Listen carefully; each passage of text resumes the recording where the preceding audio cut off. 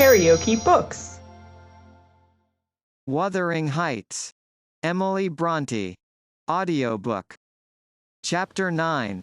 He entered, vociferating oaths dreadful to hear, and caught me in the act of stowing his son away in the kitchen cupboard. Hareton was impressed with a wholesome terror of encountering either his wild beast's fondness or his madman's rage. For in one he ran a chance of being squeezed and kissed to death, and in the other of being flung into the fire, or dashed against the wall. And the poor thing remained perfectly quiet wherever I chose to put him. "There, I've found it out at last," cried Hindley, pulling me back by the skin of my neck, like a dog. "By heaven and hell, you've sworn between you to murder that child. I know how it is, now, that he is always out of my way. But, with the help of Satan, I shall make you swallow the carving knife, Nellie. You needn't laugh, for I've just crammed Kenneth, head downmost, in the Black Horse Marsh, and 2 is the same as 1, and I want to kill some of you. I shall have no rest till I do." "But I don't like the carving knife, Mr. Hindley," I answered. "It has been cutting red herrings." "I'd rather be shot, if you please." "You'd rather be damned," he said, "and so you shall. No law in England can hinder a man from keeping his house decent, and mine's abominable. Open your mouth." He held the knife in his hand, and pushed its point between my teeth. But, for my part, I was never much afraid of his vagaries. I spat out, and affirmed it tasted detestably. I would not take it on any account. "Oh," said he, releasing me, "I see that hideous little villain is not Hareton. I beg your pardon, Nell. If it be, he deserves flaying alive for not running to welcome me, and for screaming as if I were a goblin. Unnatural cub, come hither. I'll teach thee to impose on a good-hearted, deluded father. Now, don't you think the lad would be handsomer cropped? It makes a dog fiercer, and I love something fierce. Get me a scissors, something fierce and trim. Besides, it's infernal affectation, devilish conceit it is, to cherish our ears. We're asses enough without them." "Hush, child, hush. Well then, it is my darling. Wisht, dry thy eyes, there's a joy. Kiss me." "What? It won't? Kiss me, Hareton. Damn thee, kiss me. By God, as if I would rear such a monster. As sure as I'm living, I'll break the brat's neck." Poor Hareton was squalling and kicking in his father's arms with all his might, and redoubled his yells when he carried him upstairs and lifted him over the banister. I cried out that he would frighten the child into fits, and ran to rescue him. As I reached them, Hindley leant forward on the rails to listen to a noise below, almost forgetting what he had in his hands. "Who is that?" he asked, hearing someone approaching the stairs foot. I leant forward also, for the purpose of signing to Heathcliff, whose step I recognized, not to come further, and, at the instant when my eye quitted Hareton, he gave a sudden spring, delivered himself from the careless grasp that held him, and fell. There was scarcely time to experience a thrill of horror before we saw that the little wretch was safe. Heathcliff arrived underneath just at the critical moment. By a natural impulse he arrested his descent, and setting him on his feet, looked up to discover the author of the accident. A miser who has parted with a lucky lottery ticket for 5 shillings, and finds next day he has lost in the bargain £5,000, could not show a blanker countenance than he did on beholding the figure of Mr. Earnshaw above. It expressed, plainer than words could do, the intensest anguish at having made himself the instrument of thwarting his own revenge. Had it been dark, I daresay he would have tried to remedy the mistake by smashing Hareton's skull on the steps. But, we witnessed his salvation, and I was presently below with my precious charge pressed to my heart. Hindley descended more leisurely, sobered and abashed. "It is your fault, Ellen," he said. "You should have kept him out of sight. You should have taken him from me." "Is he injured anywhere?" "Injured," I cried angrily. "If he is not killed, he'll be an idiot." "Oh. I wonder his mother does not rise from her grave to see how you use him. You're worse than a heathen. treating your own flesh and blood in that manner." He attempted to touch the child, who, on finding himself with me, sobbed off his terror directly. At the first finger his father laid on him, however, he shrieked again louder than before, and struggled as if he would go into convulsions. "You shall not meddle with him," I continued. "He hates you, they all hate you, that's the truth. A happy family you have, and a pretty state you're come to." "I shall come to a prettier, yet, Nelly," laughed the misguided man, recovering his hardness. "At present, convey yourself and him away. And hark you, Heathcliff! Clear you two quite from my reach and hearing. I wouldn't murder you tonight, unless, perhaps, I set the house on fire, but that's as my fancy goes." While saying this he took a pint bottle of brandy from the dresser, and poured some into a tumbler. "Nay, don't," I entreated. "Mr. Hindley, do take warning. Have mercy on this unfortunate boy, if you care nothing for yourself." "Anyone will do better for him than I shall," he answered. "Have mercy on your own soul," I said, endeavoring to snatch the glass from his hand. "Not I. On the contrary, I shall have great pleasure in sending it to perdition to punish its maker," exclaimed the blasphemer. "Here's to its hearty damnation." He drank the spirits and impatiently bade us go, terminating his command with a sequel of horrid imprecations too bad to repeat or remember. "It's a pity he cannot kill himself with drink," observed Heathcliff, muttering an echo of curses back when the door was shut. "He's doing his very utmost, but his constitution defies him. Mr. Kenneth says he would wager his mare that he'll outlive any man on this side Gimmerton, and go to the grave a hoary sinner, unless some happy chance out of the common course befall him." I went into the kitchen, and sat down to lull my little lamb to sleep. Heathcliff, as I thought, walked through to the barn. It turned out afterwards that he only got as far as the other side the settle, when he flung himself on a bench by the wall, removed from the fire and remained silent.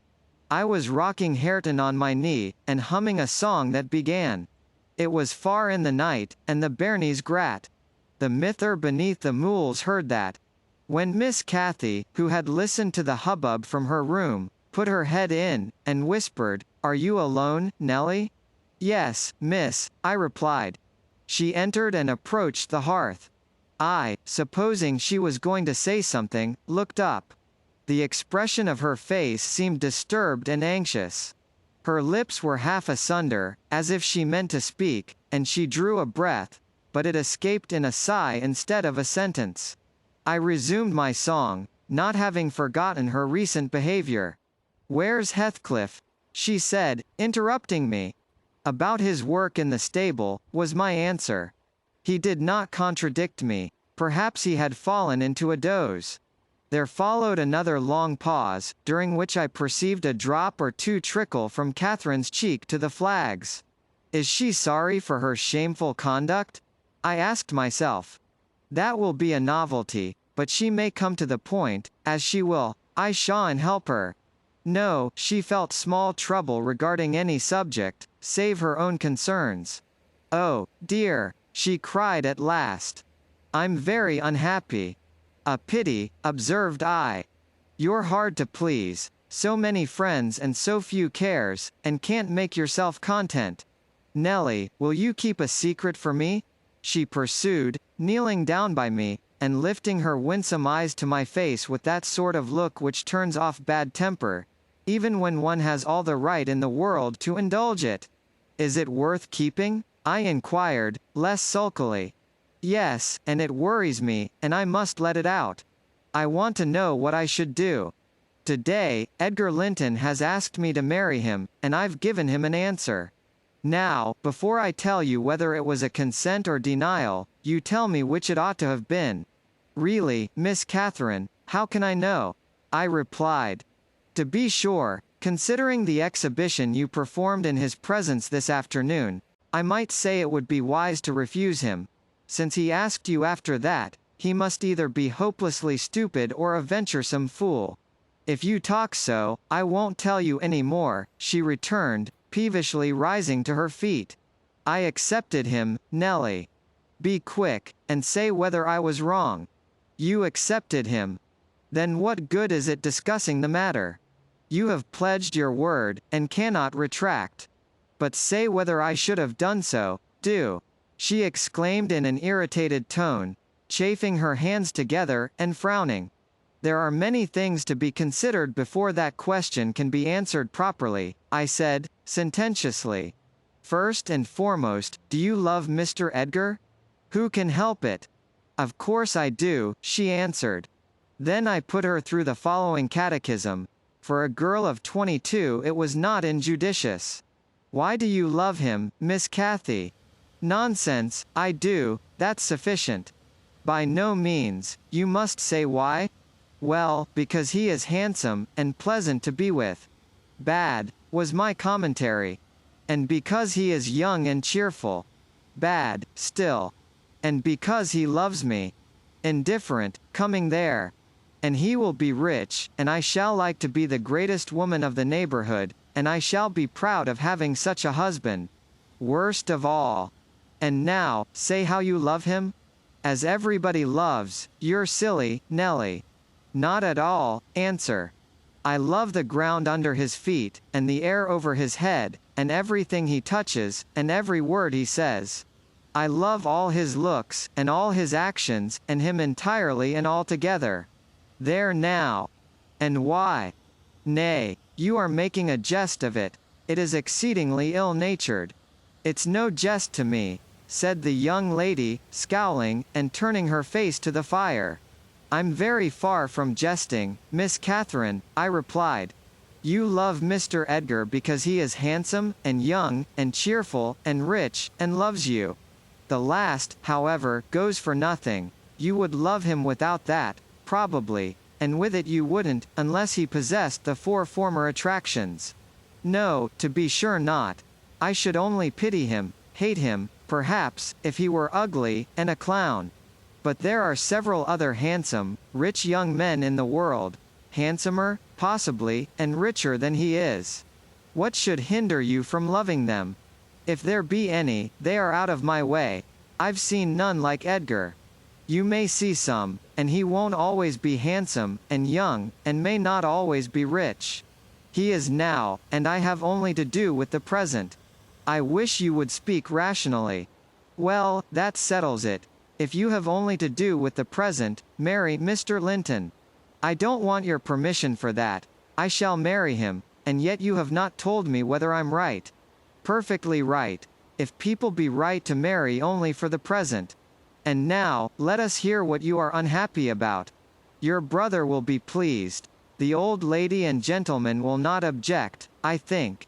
You will escape from a disorderly, comfortless home into a wealthy, respectable one. And you love Edgar, and Edgar loves you. All seems smooth and easy. Where is the obstacle? Here. And here, replied Catherine, striking one hand on her forehead, and the other on her breast, in whichever place the soul lives. In my soul and in my heart, I'm convinced I'm wrong. That's very strange. I cannot make it out. It's my secret. But if you will not mock at me, I'll explain it. I can't do it distinctly, but I'll give you a feeling of how I feel. She seated herself by me again.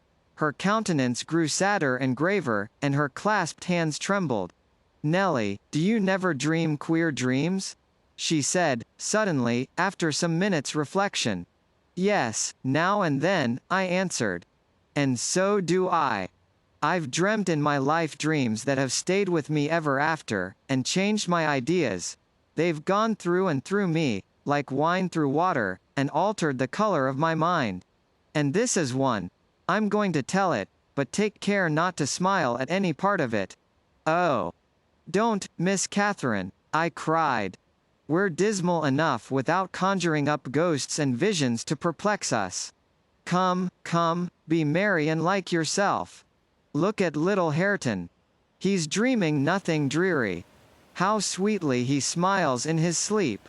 Yes, and how sweetly his father curses in his solitude. You remember him, I dare say, when he was just such another as that chubby thing, nearly as young and innocent. However, Nelly, I shall oblige you to listen. It's not long, and I've no power to be merry tonight.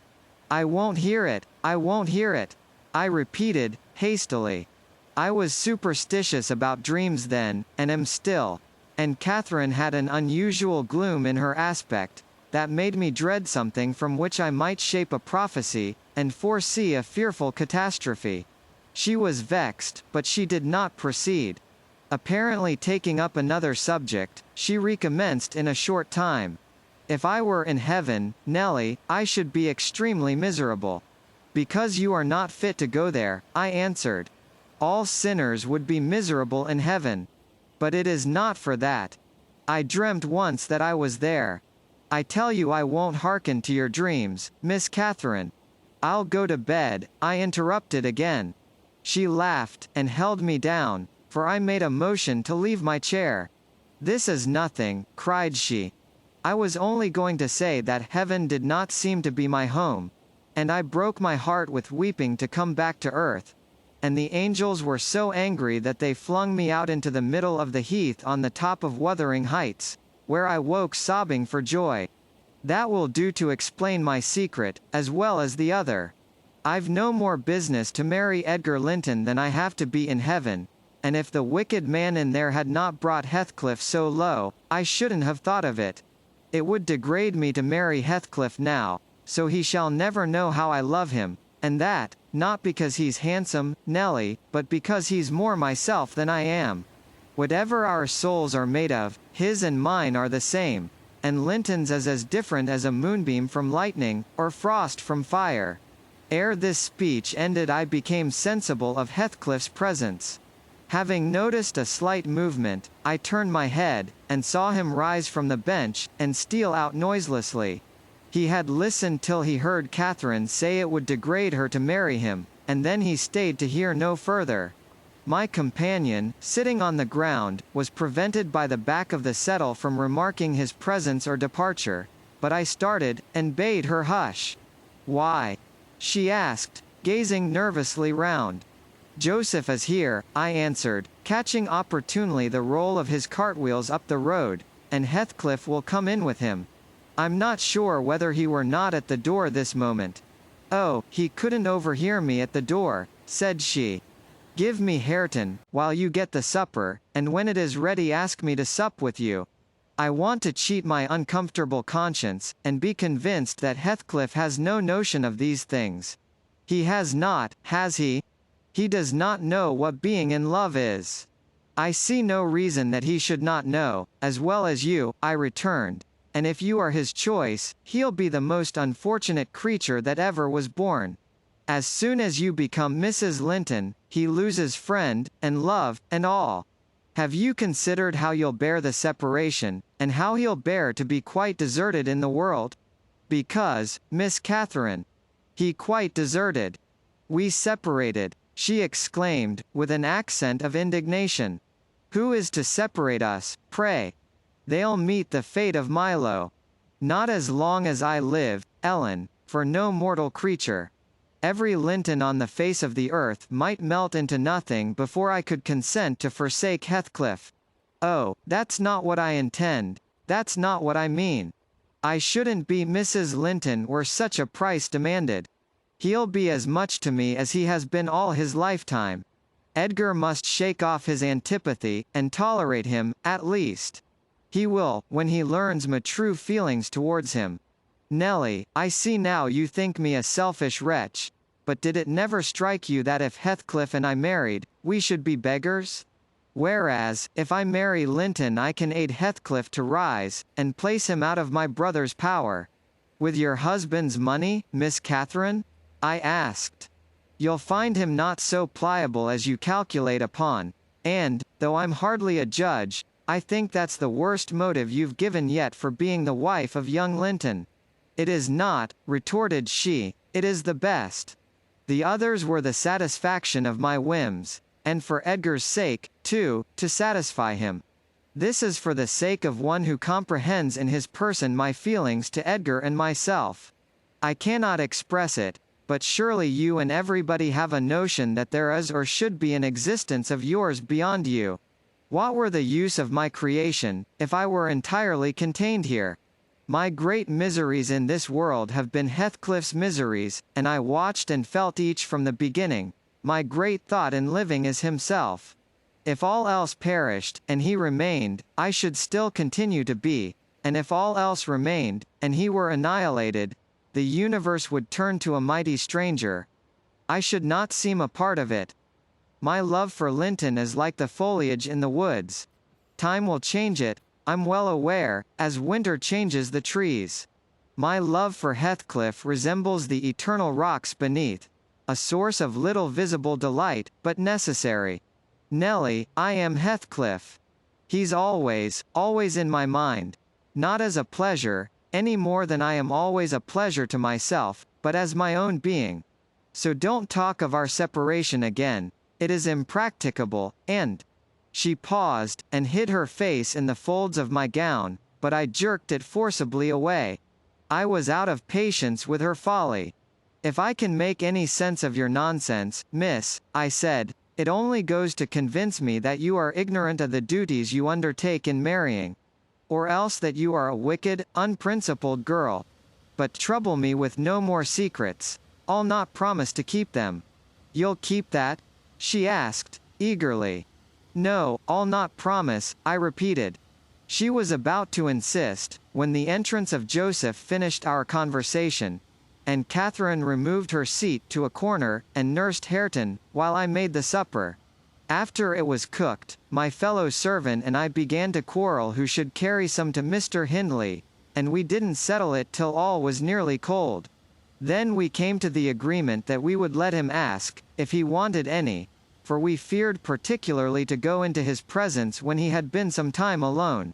And how isn't that now comed in fro, field, be this time? What is he about? Girt idle seat, demanded the old man, looking round for Heathcliff. I'll call him, I replied. He's in the barn, I've no doubt. I went and called, but got no answer. On returning, I whispered to Catherine that he had heard a good part of what she said, I was sure, and told how I saw him quit the kitchen just as she complained of her brother's conduct regarding him. She jumped up in a fine fright, flung Hareton onto the settle, and ran to seek for her friend herself, not taking leisure to consider why she was so flurried, or how her talk would have affected him.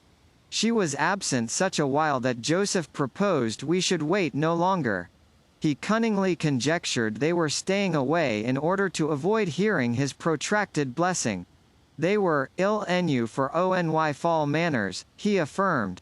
And on their behalf he added that night a special prayer to the usual quarter of an hour's supplication before meat, and would have tacked another to the end of the grace, had not his young mistress broken in upon him with a hurried command that he must run down the road, and, wherever Heathcliff had rambled, find and make him re-enter directly. I want to speak to him, and I must, before I go upstairs, she said.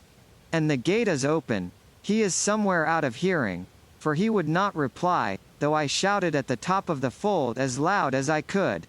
Joseph objected at first. She was too much in earnest, however, to suffer contradiction, and at last he placed his hat on his head, and walked grumbling forth.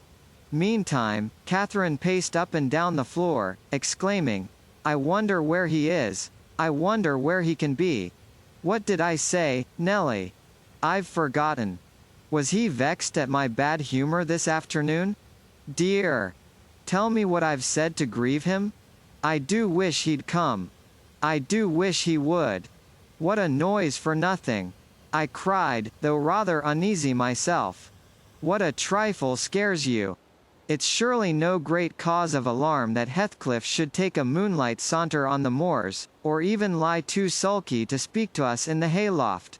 I'll engage he's lurking there. See if I don't ferret him out. I departed to renew my search. Its result was disappointment, and Joseph's quest ended in the same.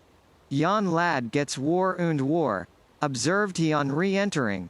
He's left gate at full swing, and Mrs. Pony has trodden dan 2 rigs o' corn, and ploddered through, right o'er into meadow.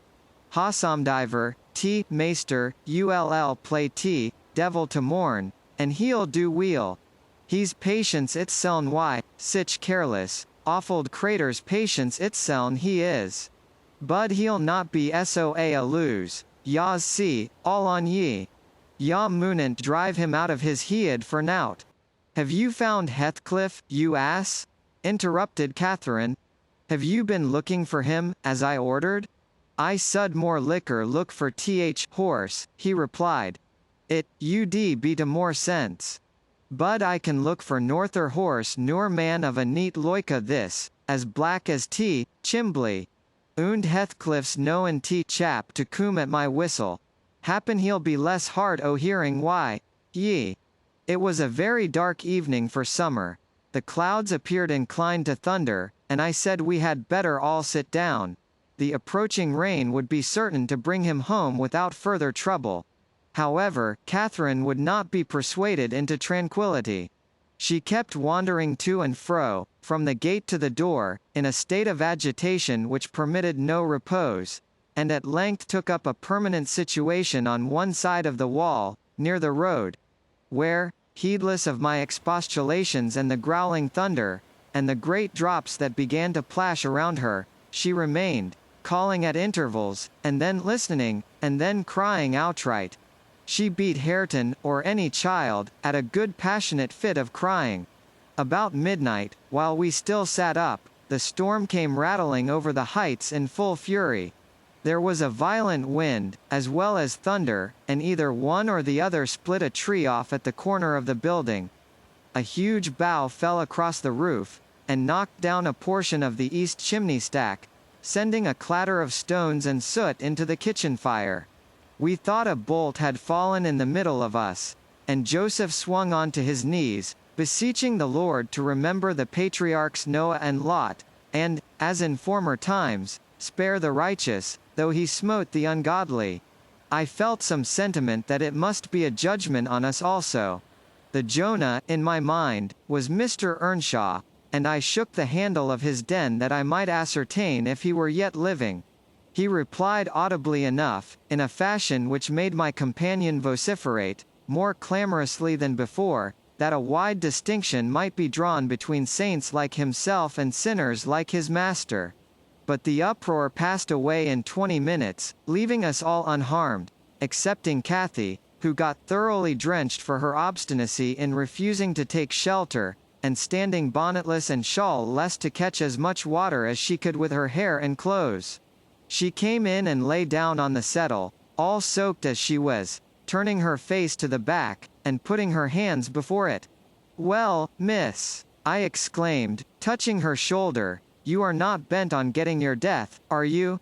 Do you know what o'clock it is? 12:30. Come to bed. There's no use waiting any longer on that foolish boy. He'll be gone to Gimmerton, and he'll stay there now. He guesses we shouldn't wait for him till this late hour. At least, he guesses that only Mr. Hindley would be up, and he'd rather avoid having the door opened by the master." Nay, he's noan at Gimmerton," said Joseph. "I's niver wonder but he's at botham of a bog hoyle. This visitation warn't for nout, and IWODHEV, ye to look out, miss, yaw muhbt, next. Thank Heaven for all. All warks together for goid to them as is chosen, and piked out fro rubbage. Ya na wet scripture ses. And he began quoting several texts, referring us to chapters and verses where we might find them. I, having vainly begged the wilful girl to rise and remove her wet things, left him preaching and her shivering, and betook myself to bed with little Hareton, who slept as fast as if everyone had been sleeping round him. I heard Joseph read on a while afterwards, then I distinguished his slow step on the ladder, and then I dropped asleep. Coming down somewhat later than usual, I saw, by the sunbeams piercing the chinks of the shutters, Miss Catherine still seated near the fireplace. The house door was ajar, too. Light entered from its unclosed windows. Hindley had come out, and stood on the kitchen hearth, haggard and drowsy. "What ails you, Cathy?" he was saying when I entered. "You look as dismal as a drowned whelp." Why are you so damp and pale, child? I've been wet, she answered reluctantly, and I'm cold, that's all. Oh, she is naughty, I cried, perceiving the master to be tolerably sober. She got steeped in the shower of yesterday evening, and there she has sat the night through, and I couldn't prevail on her to stir. Mr. Earnshaw stared at us in surprise. The night through, he repeated. What kept her up? Not fear of the thunder, surely? That was over hours since. Neither of us wished to mention Heathcliff's absence, as long as we could conceal it, so I replied, I didn't know how she took it into her head to sit up, and she said nothing. The morning was fresh and cool. I threw back the lattice, and presently the room filled with sweet scents from the garden. But Catherine called peevishly to me, Ellen, shut the window. I'm starving, and her teeth chattered as she shrank closer to the almost extinguished embers. She's ill, said Hindley, taking her wrist. I suppose that's the reason she would not go to bed. Damn it. I don't want to be troubled with more sickness here. What took you into the rain? Running after tea, lads, as usual, croaked Joseph, catching an opportunity from our hesitation to thrust in his evil tongue. If I wore ya, maester, I'd just slam tea, boards their faces all on 'em, gentle and simple. Never a day oot ya are off, but yon Cato Linton comes sneaking hither, and Miss Nelly, Shoe's a fine lass. Shoe sits watching for ye kitchen, and as ya are in at one door, he's out at t'other, and, then, wer grand lady goes a courting of her side. It's bonny behaviour, lurking amang to fields, after 12 ot night, why, that fall, flaysome divil of a gypsy, Heathcliff. They think I'm blind, but I'm knowin', nout oot sort. I seed young Linton both coming and going, and I seed ya, directing his discourse to me, ya goid fur nout, slatternly witch. Nip up and bolt into house, minute ya heard maester's horse fit clatter up road.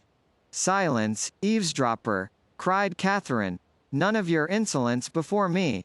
Edgar Linton came yesterday by chance, Hindley, and it was I who told him to be off, because I knew you would not like to have met him as you were. You lie, Cathy, no doubt, answered her brother, and you are a confounded simpleton. But never mind Linton at present. Tell me, were you not with Heathcliff last night? Speak the truth, now.